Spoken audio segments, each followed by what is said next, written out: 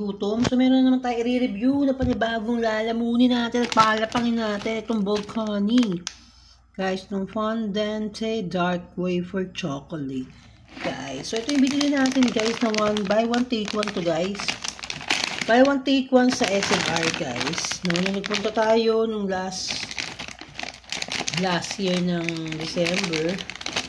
So, ito yung loob niya guys. Lasang-lasa nga siya na dark chocolate, guys. So, yun yung loob. Nakita niyo yung loob niya. Ganyan.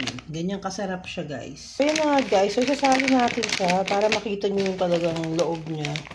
Yung loob ng ating wafer siya. Ganyan siya, guys. Ayan, oh. Nadurog na nga lang. So, yan, no. So, ang sarap niya.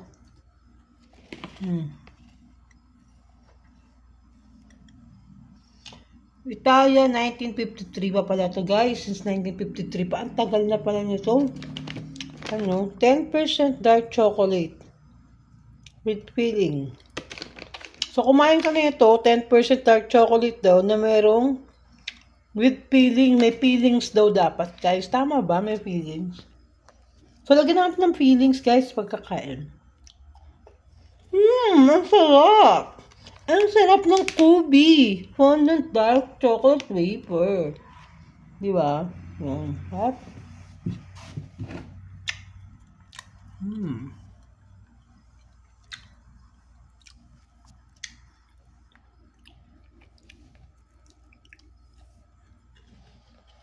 Ang sarap niya guys.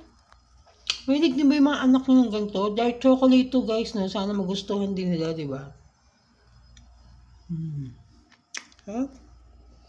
Asan talaga makakain mo guys, talaga yung chocolate niya talaga as in daman-daman mo dun sa pinaka-wafer niya.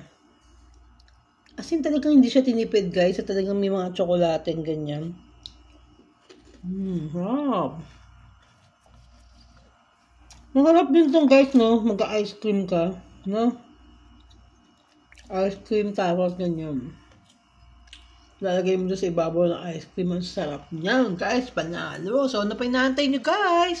Bilhin na rin kayo sa SNR. Buy one, take one to. Babu.